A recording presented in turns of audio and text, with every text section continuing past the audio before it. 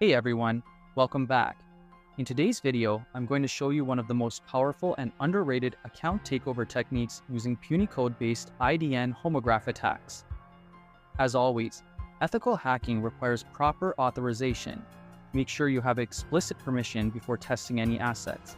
This video is for educational purposes only. Let's get started.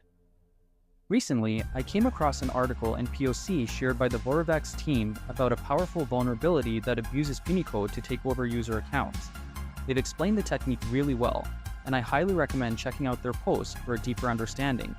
Using this method, they managed to earn a $50,000 bounty, and the best part? It's surprisingly easy to find on real-world targets with a critical level of impact. Now, the reason I'm making this video is that while their article and video cover the core concept really well, there's one important part that's missing, and that's how to actually create a Punycode email and test it properly on bug bounty programs. I've seen so many people on YouTube comments and on Twitter asking the same thing, and it wasn't addressed anywhere. So in this video, I'll walk you through the full process, including how you can test this vulnerability without needing to buy any IDN domain or set up a mail server. Big shout out to Amir Mohammed for setting up the lab environment so I can demonstrate the full POC for you all. Let's dive in. So the first step is pretty simple. Go to any target website that allows email sign-up, could be any login page, and register a new account with a normal email. For receiving email callbacks, we're going to use Burp Collaborator, which acts like your fake SMTP server.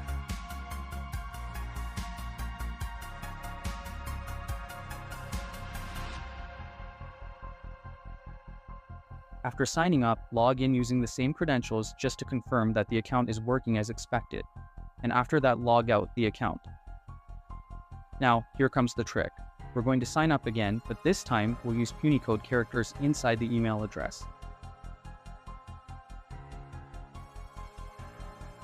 You can use the script I created. It shows you all the available Punycode characters along with their encoded values. Just type in any alphabet you want to convert, and it'll generate the Punycode for you. You can also double-check the output using punycoder.com, but make sure you remove any spaces from the value before using it. Here's something important. Browsers like Chrome automatically encode special characters, which will break this trick. So you need to use Burp Suite to intercept the request and replace the email field manually with your Punycode version email.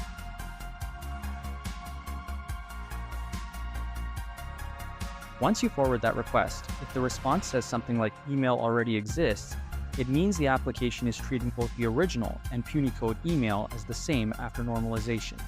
That's a clear sign of misconfiguration and a potential vulnerability. Now go to the Forgot Password or Reset Password page. Enter the Punycode version of the email address, and again, do it through Burp Suite so the characters don't get encoded. Forward the request, and now you should see an SMTP callback in Burp Collaborator with the password reset link. Copy that link, open it in your browser, and reset the password.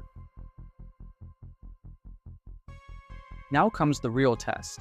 Try logging in again, but this time with the original email, the non-Punycode one, and the new password you just set, and you're in. You've just taken over the account. No user interaction, no email verification, nothing. Clean account takeover with just Punycode tricks. Now let's take it further. Try repeating the same steps on a different email domain. Start by signing up with a normal email.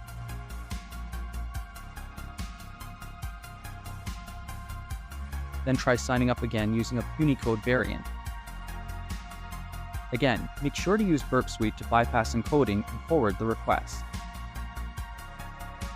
If you see email already exists, you're good to go.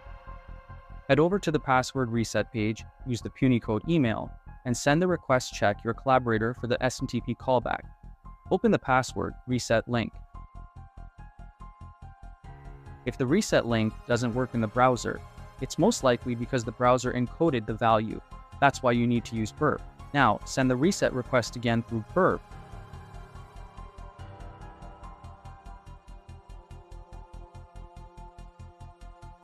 And grab the reset link. Now change the password,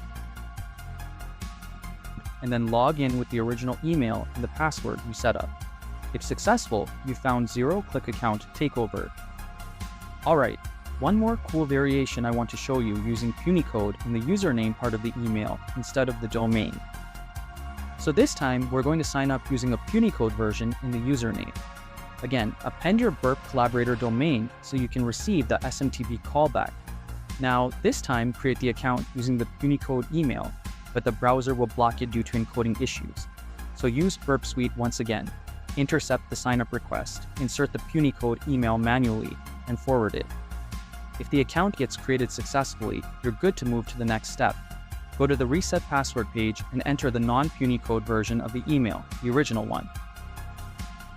If the site is vulnerable, you'll receive the reset email on Burp Collaborator.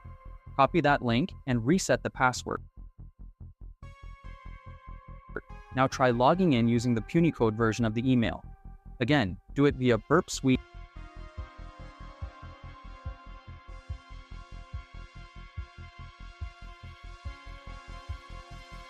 And boom, you're in.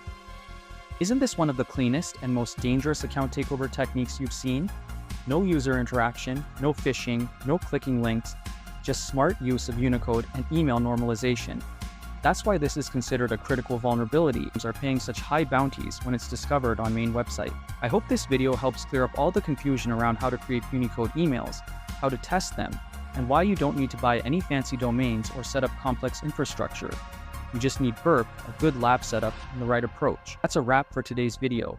If you're new to the channel, make sure to hit that subscribe button and turn on the notification bell and follow me on Medium so you're always updated with our latest content. Thank you for watching, and I'll see you in the next video. Take care.